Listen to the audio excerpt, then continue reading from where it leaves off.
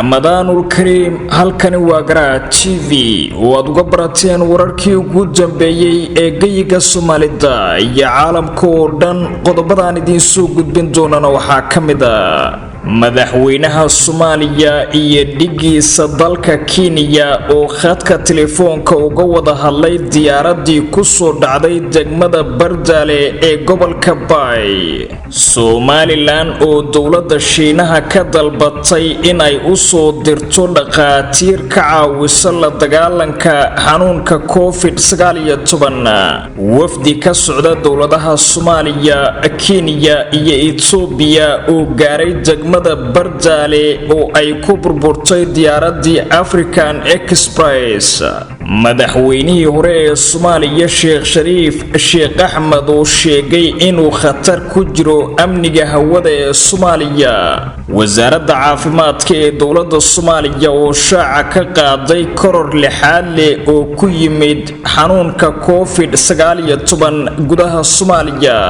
akhbaaraadka dibadda aad ku daawan doontaan wararka Garaad TV-na waxaa ka mid ah saaxiibayaal dowladda Venezuela oo qabatay xubno ka tirsan ilaalada khaaska ah ee madaxweyne Donald Trump iyo Israa'iil oo sheegtay in ay ballaarinayso duqeymaha ay ka geysanayso gudaha wadanka Suuriya. qodobadaas iyo kuwa kale ayaad ku daawan doontaan wararka Garaad TV u diyaar garooba saaxiibayaal iyagoo faahfaahsan.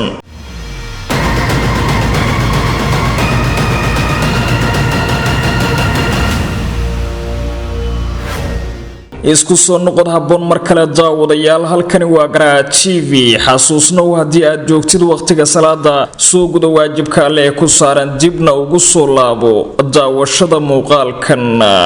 xarunta Daarul Xufaad waxa ay si online u bixinaysaa xifdinta quraanka kariimka iyo axaadiista waxayna ku taalaa magaalada Hargeysa. haddaba haddii aad danaynaysaan adiga iyo ubadkaagu qaabkaasi online-ka ah la xiriir lambarada shaashada kaaga muuqda.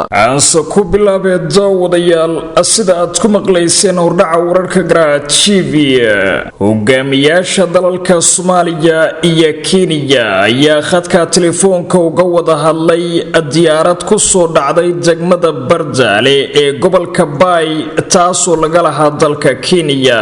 madaxweynaha Soomaaliya Maxamed Cabdullaahi Farmaajo ayaa khadka telefoonka kula hadlay madaxweynaha Kenya Uhuru Kenyatta isagoo kala hadlay diyaaradii ku soo dhacday degmada Bardaale ee gobolka Bay iyo sidoo kale sidii ay labada dal iskaga kaashan lahaayeen baaritaan lagu sameynayo dhacdadaasi. diyaaradani oo ay lahayd shirkadda African Express ayaa waxay ka diiwaan gashanay dalka Kenya.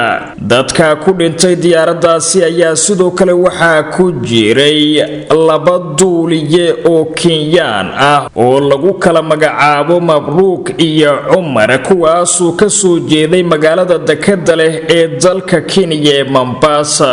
wasiirka wasaaradda arrimaha dibadda ee Soomaaliya Danjire Axmed Ciise Cawad ayaa ku sheegay Twitterkiisa inuu madaxweynaha Soomaaliya Maxamed Cabdullaahi Farmaajo uga tacsiyeeyay dadkii ku dhintay diyaaradii ku dhacday meel ku dhow degmada Bardaale dhigiisa dalka Kenya Uhuru Kenyatta. madaxweynaha Soomaaliya ayaana ballan qaaday baaritaan buuxa oo dowladda Soomaaliya ay ku sameyn doonto arrinkaasi. dhinaca kale warbaahinta dalka Kenya ayaa sheegtay in labada hogaamiye ay isku raaceen baaritaan wadajir ah oo dhacdada lagu sameeyo kadib madaxweynaha Soomaaliya xiriir uu la sameeyay hogaamiyaha wadanka Kenya Uhuru Kenyatta. warbaahinta Kenya waxay sidoo kale warisay in hay'adda duulista ee dalka Kenya ay ka qayb qaadan doonto baaritaan lagu sameynayo dhacdadaasi iyo waxa sababay burburka diyaaraddaasi ka diiwaan gashanayd wadanka Kenya. madaxweyne Uhuru Kenyatta ayay sidoo kale sheegeen inuu soo dhaweeyay wicitaanka madaxweynaha Soomaaliya Maxamed Cabdullaahi Farmaajo ee la xiriira in uu uga tacsiyeeyo dadkii ku dhintay shilkii diyaaraddaasi iyo sidoo kale in labada dowladood ay sameeyaan baaritaan adag oo lagu wajahayo waxa dhaliyay burburka diyaaraddaasi African Express. dowladda Kenya ayaa goor hore dalbatay in baaritaan dhab lagu sameeyo waxa sababay burburka diyaaradaasi African Express oo soo dhacday mar ay 5 kiiloomitir u jirtay goobta ay diyaaraduhu fariistaan degmada Bardaale ee gobolka Bay. waxaana haatan mas'uuliyiinta labada dal ay isku raaceen in la sameeyo baaritaan wadajira oo lagu wajahayo xaqiiqada wixii keenay shilka diyaaradaasi. Somaliland ayaa ka dalbatay dowladda Shiinaha inay u soo dirto khubaro caafimaad kuwaasoo ka taageeraya la tacaalidda xanuunka COVID-19 sida uu sheegay wasiirka wasaaradda caafimaadka ee Somaliland. wasiirka wasaaradda caafimaadka ee Somaliland mudane Umar Cabdillaahi oo ka hadlayay goob ay wasaaradda caafimaadka ee Somaliland kula wareegaysay deeq caafimaad oo ka timid shakhsiyaad u dhashay wadanka Shiinaha ayuu sheegay in Somaliland ay baaqiyo kala duwan u dirtay wadamada caalamka isla markaana ay si gaar ah codsi ugu dirtay dowladda Shiinaha. wasiirka wasaaradda caafimaadka ee Somaliland ayaa sheegay in ay ka dalbadeen dowladda Shiinaha inay u soo dirto qalabka lagula tacaalo xanuunka COVID-19 oo ay ka mid yihiin qalabka baaritaanka ee lagu ogaado xanuunkaasi iyo sidoo kale inay u soo dirto khubaro caafimaad oo tababara siinaya bahda caafimaadka ee Somaliland si ay xirfad ugu yeeshaan xanuunka COVID-19. wasiirka ayaa xusay in Somaliland ay si guud wadamada caalamka uga dalbatay inay ka taageeraan ka hortagista xanuunkaasi balse waxa uu sheegay in ay dhowr fariimood u direen dowladda Shiinaha kuwaasoo ay ku dalbanayeen in ay soo gaarsiiso qalab caafimaad iyo sidoo kale dhakhaatiir xirfadda sare ah kuwaasoo ka qayb qaadan doona joojinta xanuunkaasi ee deegaanada Somaliland. wasiirka ayaa goobta uu ka hadlayay waxa uu kula wareegay adeeq agab caafimaad oo dadka u dhashay dalka Shiinaha ee ka shaqeysa deegaanada Somaliland ay ugu deeqeen xukuumadda madaxweyne Muuse Biixi Cabdi taasoo loogu talagalay in looga hortago safmarka coronaviruska. dhowaan ayay ahayd markii madaxweyne Muuse Biixi Cabdi uu dalbaday in Somaliland ay sugayso gargaarka iyo taageerada dalalka caalamka ee daneeya arrimaha Somaliland si markaasi xukuumaddiisu ay awood ugu yeelato inay xakamayso safmarka. wafdi ka socda dowladda federaalka ee Soomaaliya, maamulka Koonfur Galbeed iyo safaaradaha dalalka Itoobiya iyo Kenya ayaa gaaray goobtii ay dhowaan ku dhacday diyaaradda African Express ee duleedka degmada Bardaale ee gobolka Bay. wafdigan ayaa waxaa qayb ka ahaa wasiirka gaadiidka iyo duulista hawada ee Soomaaliya Maxamed Cabdullaahi Salaad Omar, wasiirka gaadiidka ee Koonfur Galbeed Xasan Xuseen Maxamed iyo safiirada dalalka Itoobiya iyo Kenya u jooga Soomaaliya. mas'uuliyiintan ayaa halkaasi u gaaray sidii ay baaritaan ugu sameyn lahaayeen sababtii ka dambeysay in diyaaradaasi ay soo dhacdo waxaana laga dhul sugayaa waxa ka soo bixi doona baaritaankaasoo sida muuqata ay iska kaashanayaan khubaro ka kala socota dalalka Soomaaliya, Itoobiya iyo Kenya. mas'uuliyiintani ka socota saddexda wadan ayaa ku sii nagaan doona degmada Bardaale ee gobolka Bay halkaasoo iyadana la filayo inay gaaraan khubaro kale oo caalamiya si ay markaasi baaritaan ugu sameeyaan haraadiga diyaaradii African Express ee ku dhacday meel aan sidaasi uga fogeyn garoonka diyaaradaha ee degmadaasi Bardaale.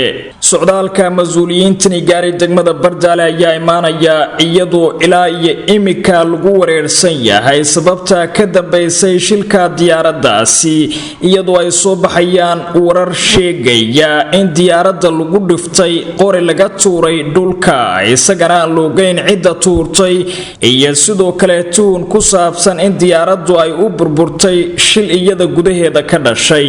sawirro uu qaaday satellite-ku ayaa muujiyay wax u eg in diyaaradda uu haleelay gantaal mar ay 5 kiiloomitir u soo jirtay runway-ga ay diyaaraduhu fariistaan ee garoonka diyaaradaha Bardaale. xildhibaan Ibi oo ka tirsan baarlamaanka dowladda Soomaaliya isla markaana kamid ah mulkiilayaasha diyaaraddaasi ayaa waxa uu sheegay in diyaaradda uu haleelay gantaal dhulka laga tuuray isla markaana taasi ay tahay wax laga xumaado. madaxweynihii hore ee dowladii ku meel gaarka ahayd ee Soomaaliya ahna gudoomiyaha madasha xisbiyada qaran Sheekh Shariif Sheekh Axmed ayaa ku baaqay in baaritaan hufan lagu sameeyo diyaaradii ku burburtay degmada Bardaale ee gobolka Baay oo hoos tagta maamulka Koonfur Galbeed Soomaaliya. qoraal ku qornaa luqadda Ingiriiska oo uu soo dhigay bartiisa Facebook ayaa waxa uu u qornaa sida tan: madaxweynihii hore ee Soomaaliya, diyaaradani siday dawada gargaarka ah ee COVID-19 una waday dadweynaha ku nool degmada Bardaale ee maamulka Koonfur Galbeed Soomaaliya ayaa waxaa qabsaday shil bartilmaameeda sida uu hadalka u dhigay madaxweynihii hore ee Soomaaliya. sida laga soo xigtay qaar kamid ah ila lagu kalsoonaan karo diyaaradda waxaa ku dhacay gantaal sababay in ay dhulka ku soo dhacdo isla markaana ay wada geeriyoodaan afartii qof ee shaqaalaha diyaaraddaasi iyo 2 qof oo rakaab ah ayuu ku yiri qoraalkiisa. waxa uu sidoo kale sheegay in aan shaki ku jirin in dhacdadaasi ay khatar gelinayso duulimaadka hawada oo ah midka ugu sharciyada badan ee gaadiidka gudaha. waxa uu sidoo kale sheegay madaxweynihii hore ee dowladii ku meel gaarka ahayd ee Soomaaliya Sheekh Shariif Sheekh Axmed inuu cambaaraynayo falkaasi uu ku tilmaamay bahalnimada, isagoo dhanka kalena tacsi u diray qoysaskii iyo saaxiibadii ay ka baxeen kuwii naftooda ku waayay shilkii ka dhacay degmada Bardaale ee gobolka Baay. waxaan codsanayaa baaritaan hufan oo lagu aqoonsanayo dambiilayaasha iyo in natiijada ka soo baxda baaritaankaasi lala wadaago dadweynaha ayuu yiri madaxweynihii hore ee Soomaaliya. madaxweyne Sheekh Shariif Sheekh Axmed ayaa burburka diyaaraddaasi oo isagu tilmaamay in gantaal lagu dhiftay waxa uu ku qeexay khatar amni oo soo food saartay hawada wadanka Soomaaliya, waxaana uu dalbaday in la sameeyo baaritaan degdeg ah iyo tallaabooyin looga hortagayo ficilada noocaasi inay ku sii bataan dalka Soomaaliya. dhinaca kale isla wararka diyaaradda ayaynu ku guda jirnaaye howlgalka midowga Afrika ee AMISOM ayaa soo dhaweeyay go'aanka ay gaareen hogaamiyaasha Soomaaliya iyo Kenya iyo sidoo kale Itoobiya ee ku saabsan baaritaanka shilkaasi ka dhacay degmada Bardaale. madaxa howlgalka AMISOM Danjire Francisco Comadera ayaa yiri waxaan rajaynayaa in aan sii wadno wada shaqaynta aan la leenahay dowladaha Soomaaliya, Kenya iyo Itoobiya. waxaan taageeri doonaa oo aan fududayn doonaa baaritaanada looga goleeyahay in lagu cadeeyo waxa sababay shilkii diyaaradeed ee ka dhacay degmada Bardaale ee gobolka Baay. madaxa howlgalka midowga Afrika ee AMISOM waxa uu sheegay in AMISOM sidoo kale ay qayb ka noqon doonto dadaalada loogu jiro in lagu ogaado xaqiiqada ku saabsan waxa sababay shilkaasi. wasaaradda caafimaadka iyo daryeelka bulshada ee dowladda Soomaaliya ayaa xaqiijisay in gobolka Banaadir, Jubbaland, Koonfur Galbeed iyo Puntland laga diiwaan galiyay xaalado cusub oo la xiriira safmarka COVID-19. wasiirka caafimaadka iyo daryeelka bulshada dowladda Soomaaliya Marwa Fawziya Abikar Nuur ayaa warbixinteeda maalinlaha ah ee xogta fayruska corona waxay ku cadaysay in 79 xaaladood oo cusub la diiwaan geliyay ayna ku kala sugan yihiin gobolka Banaadir oo laga diiwaan galiyay 38 qof, Jubbaland oo laga diiwaan galiyay 22 qof, Koonfur Galbeed oo laga diiwaan galiyay 11 qof iyo Puntland oo 8 qof xaqiijisay.